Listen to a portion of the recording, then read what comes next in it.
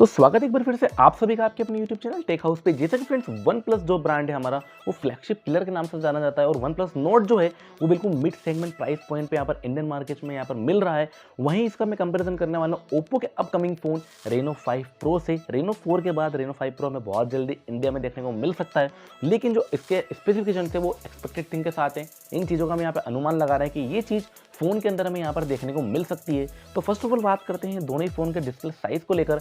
6.44 inches dual punch hole हमें यहाँ पर वन प्लस नोट में नजर आया था, लेकिन 6.55 इंचेस पंच होल हमें रेनो 4 प्रो में देखने को मिल सकता है। और खास स्पेशल चीज़ यहाँ पर वापस कर्व डिस्प्ले आपको यहाँ पर इसमें देखने को मिल जाएगा। उसी के बाद मैं बात करूँ दोनों ही फ़ोन के डिस्प्ले प्रोटेक्शन टाइप की, तो कॉर्निंग गोरिल्ला V5 का प्रोटेक्शन हमें यहाँ पर फ़ोन में देखने को मिल जाएगा, क्योंकि अधिकतर यहाँ पर अपनी फ़ोन को सेफ्टी के लिए कंपनीज जो हैं यही कर्निंग ग्रास का प्रोटेक्शन यहाँ पर यूज़ कर रही है। और यहाँ पर फ्यूचर में थोड़े से और चेंजेस यहाँ पर देखने को मिल सकते हैं।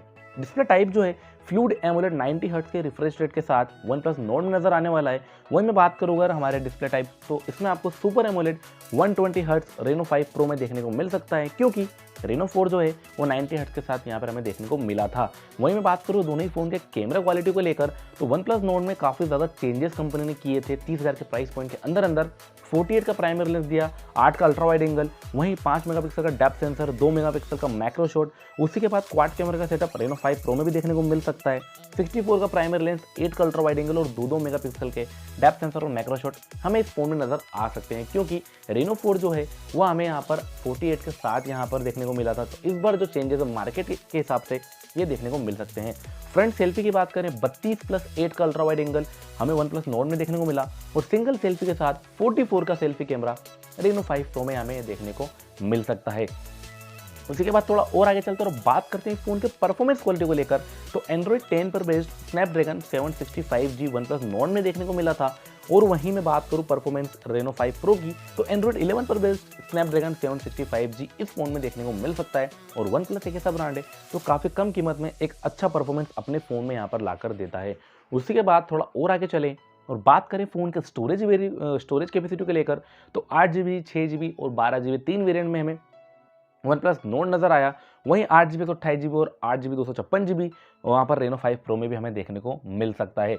और उसी के साथ यही दोनों ही फ़ोन की अगर मैं बात करूँ एक्सपेंडेबल मेमोरी को लेकर, तो वन प्लस के अंदर आपको एक्सपेंडेबल मेमोरी का ऑप्शन नहीं मिलता, लेकिन रेनो 5 प्रो में हमें ये चीज़ बढ़ाने वाली देखने को मिल सकती है, क्योंकि अधिकतर ओप्पो और वीवो के फ़ोन में 2 सिम के साथ एक माइक्रो SD कार्ड आप यूज़ कर पाते हैं। बैटरी बैकअप और चार्जर कैपेसिटी की बात करें, तो यहाँ पर आपको 4115 mAh की बैटरी 30 वाट के फास्ट चार्जर के साथ वन प्लस नोट नज़र आई थी। और वहीं मैं बात करूँ अगर रेनो 5 प्रो की, तो यहाँ पर आपको 4500 mAh की बैटरी प्लस 65 वाट का फास्ट चार्जर फ़ोन के बॉक्स में देखने को मिल जाएगा, क्योंकि रेनो 4 प्रो में भी हमें 65 वाट का फास्ट चार्जर देखने को मिला था। बैटरी बैकअप थोड़ा कम था, इसमें थोड़ा ज़्यादा आपको बैटरी बैकअप देखने को मिल सकता है।